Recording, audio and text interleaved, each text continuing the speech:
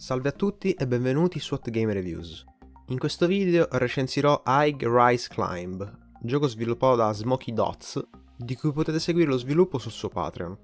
La storia parla di Byron, un analista finanziario con l'ambizione di scalare il gradino più alto della scala sociale e acquisire potere. Cosa farà Byron con tutto il suo successo? Lo metterà a servizio degli altri oppure si lascerà corrompere? Per quanto riguarda il gameplay, High Rise Climb è una visual novel con uno stile di gioco sandbox. Poco dopo il breve prologo verremo catapultati nella sezione free roaming. Qui potremo notare subito le diverse statistiche del personaggio. Ed essendo il gioco sprovvisto di tutorial, starà a noi selezionare ogni riquadro per capire a cosa corrisponde.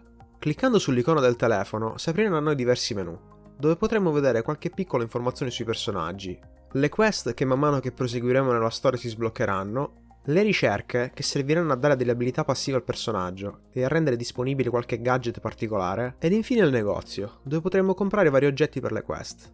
Per il resto si può dire che il gioco è molto ciclico. Il nostro protagonista si alzerà al mattino, andrà al lavoro dove svolgerà le sue mansioni e alla fine della giornata ritornerà a casa, per poi ricominciare tutto da capo. Oh shit, here we go again. Durante questo ciclo ovviamente potremo interagire con i personaggi. Ognuno di loro sarà in possesso di differenti caratteristiche da poter aumentare, anche se le caratteristiche di maggiore importanza sono il livello di relazione, che servirà a creare dei rapporti positivi con i personaggi, e la paura, che sbloccherà delle interazioni un po' diverse. Ma in entrambi i casi l'aumento della statistica non è per nulla definitivo, ed in qualsiasi momento se decideremo di voler intraprendere un altro percorso, basterà utilizzare l'interazione del senso opposto. Adesso, parlando della storia, ho trovato questa molto buona, e se non fosse per i tempi ristretti, necessari a non rendere il gioco eccessivamente lungo, potrebbe quasi essere considerata realistica. Tutto l'ambiente lavorativo è a mio avviso ben realizzato, e sia il boss che tutti i colleghi sono ben scritti, e tutti con la loro personalità ben delineata. Inoltre i personaggi, in molti casi, saranno ben approfonditi, dandoci spesso delle informazioni sul loro passato e sui loro sogni per il futuro, facendoceli apprezzare maggiormente.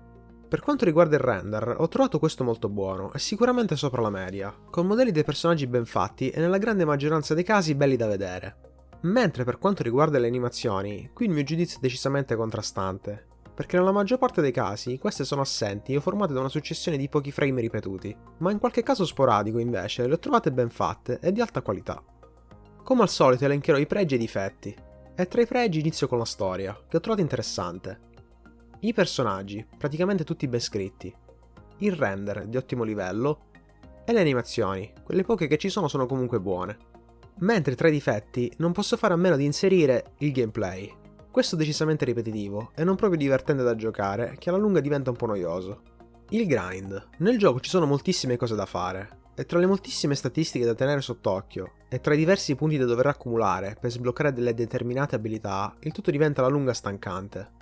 Ed infine la musica, che al momento è del tutto assente.